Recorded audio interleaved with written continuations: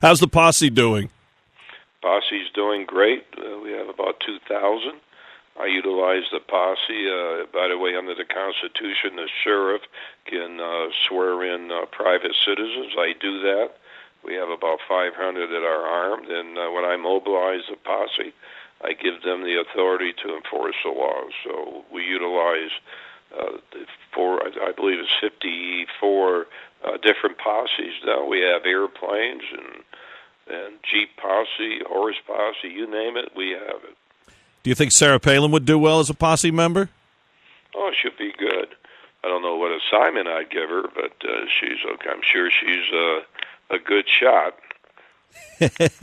And that's what you need, right? My son's ready to join, but he's only 3, and he wears a Batman suit all day, so he might stand out, Sheriff. Well, we don't hire 3-year-olds, but when I'm still around as sheriff, when he gets to reach 18, come on down to Phoenix, and we'll take care of him. See that? All the liberals, the hair just stood up on their backs when they heard you're still going to be sheriff. Then Well, I had a birthday on Flag Day, June 14, 1932, so you can figure out that I'm a senior citizen. So I'm raising money, and I'm going again in 2016. The reason I did not run for governor because I would have had to resign the next day, and I have too many programs that I'm working on. I just told you about one. I have a few other sensitive situations going. I have to fight the Department of Justice. They're still going after me. I have some federal judges that took away a lot of authority on the illegal immigration because of their decisions. So there's a lot of work that I still have to do. Isn't it fitting that someone like yourself, born on Flag Day, I think that just makes a lot of sense. My daughter this year, she actually has a May birthday, but we had her birthday party on Flag Day, and, we also celebrated Flag Day that day and gave out flags and talked to the kids a little bit about that, not just the birthday. So, having a great American like you born on that day makes it just fitting, Sheriff, let me tell you. Well, I'm proud of it. My mother gave birth to me. She died in childbirth because she refused an abortion. So, but I'm sure she's proud of what I'm doing these days. 55 years in law enforcement, and I'm not giving up yet. Well, a lot of us are proud of you, Sheriff Joe Arpaio. Thank you so much for all you do and for spending some time for us. You're a great example of someone who stands up for what is right and doesn't back down when things get tough. God bless you, sir. And thank you for your support. Thank you. For more on what the sheriff is up to, visit mcso.org. That's mcso.org. This past week, some of the cast of the hit show Duck Dynasty joined Governor Palin in Alaska. After the visit, Palin wrote online, quote, "Great to have the Duck Commander crew in Alaska." The Robertson family joined us this past weekend to honor wounded warriors flown up for a healing retreat at Franklin Graham's camp in the wilderness. And we chowed down together on scrumptious moose barbecue in our backyard. It was a spectacular day with down-home friends and family. The patriarch Duck Commander and I had a great chat, unfiltered by the media, unquote. Phil Robertson has a new book out. It's called Unfiltered. To see any of the governor's posts in their entirety, visit Sarah Palin's Facebook page, follow her on Twitter at Sarah Palin USA, and visit sarahpalinchannel.com. It's time for Commonwealth Common Sense with Susan Stimson and Kevin Scholla. Hey, Susan, how are you? Kevin, I'm doing well. We've had a little bit of a rough week, though, here in Virginia. Yeah, the McDonald's finally a verdict in on that situation. It makes me think back to the 1992 presidential campaign when President H.W. Bush, one of the big lines at the RNC that year was, "Who do you trust?" And on the campaign trail, when he compared himself and Bill Clinton, I think that you ask that question today, and the answer is pretty much nobody when it comes to Washington or in this situation in a governor's mansion. Virginia has always enjoyed a reputation for being different. The Washington-style politics have seemed to stay away from how we do business. But over the last few years, I would say that the overall distrust in government and then in our elected leaders, that culture has been cultivated among those who are in elected office. And one of the points that I have been making about this is the elected leaders have a power that we don't. They have an authority and a position that we don't.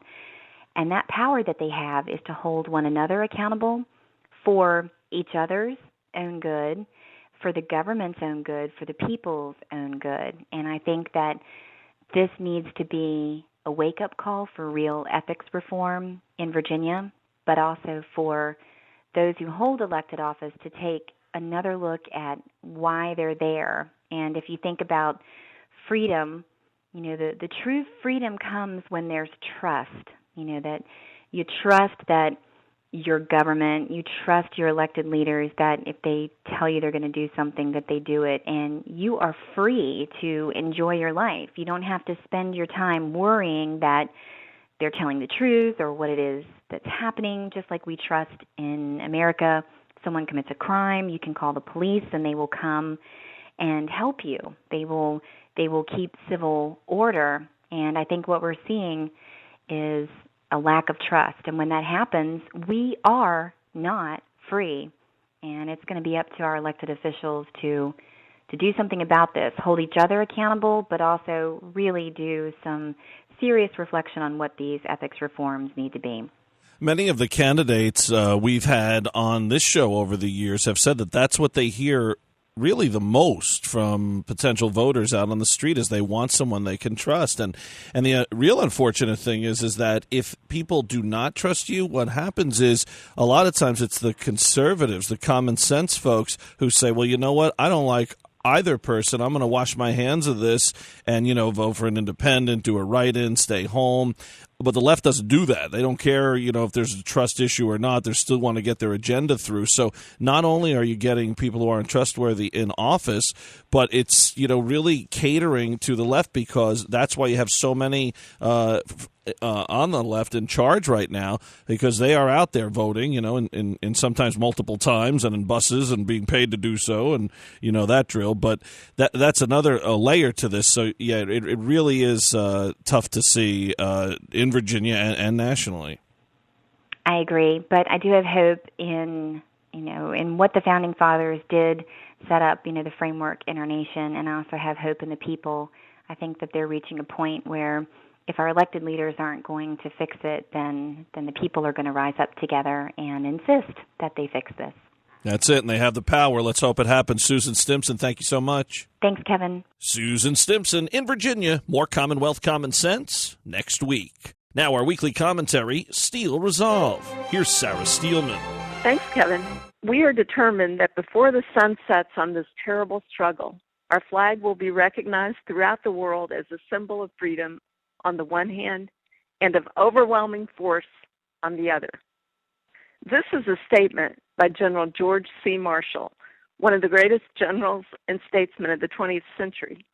Those who lived through World War I and World War II understood the evil that threatens freedom around the world, and they knew that decisive, overwhelming force is the only way to defeat it. History tells us that sometimes it's necessary to rid the world of evildoers, like ISIS, that threatens us.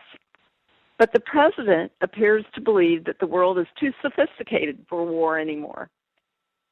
Robert Kagan authored a compelling article in the Wall Street Journal this weekend, reminding us of the fallacy of the post-World War I appeasers. Kagan concludes his article with a powerful warning, and this is it. The wise men and women of our own time insist that this history is irrelevant. They tell us when they are not announcing America's irrevocable decline that our adversaries are too weak to pose a real threat, even as they pile victory upon victory. Russia is a declining power, they argue, but then Russia has been declining for 400 years. Can declining powers not wreak havoc? Does it help us to know that, in retrospect, Japan lacked the wealth and power to win the war it started in 1941? Let us hope that those who urge calm are right, but it is hard to avoid the impression that we have already had our 1931 and we head deeper into our version of the 1930s. We may be quite shocked, just as our forebears were, at how quickly things fall apart. This is Sarah Steelman from Mama Grizzly Radio. Tune in again next week for another segment of Steel Resolve right here on the Palin Update. The Palin Update, including Commonwealth Common Sense and Steel Resolve, is on demand and available for download. So just head to mamagrizzlyradio.com, pick the show you want to hear, and you can listen anywhere, anytime. That'll just about do it for this edition of the Palin Update on Mama Grizzly Radio. Visit mamagrizzlyradio.com for continuing coverage of Governor Palin. Also like Mama Grizzly Radio on Facebook and follow along on Twitter at Mama Grizz Radio, at Kevin Scholla, at Susan B. Stimson, and at Sarah_Steelman. And I'm doing some writing for Breitbart News. Head to Breitbart.com and search Kevin Scholla. I want to thank Sarah Steelman, Susan Stimson, Rob Maness, and everyone here at Mama Grizzly Radio. Thanks to Sheriff Joe Arpaio. And thank you for listening today. Please be sure to join us again next time for another edition of the Palin Update on Mama Grizzly Radio. I'm Kevin Scholla. Have a pleasant day.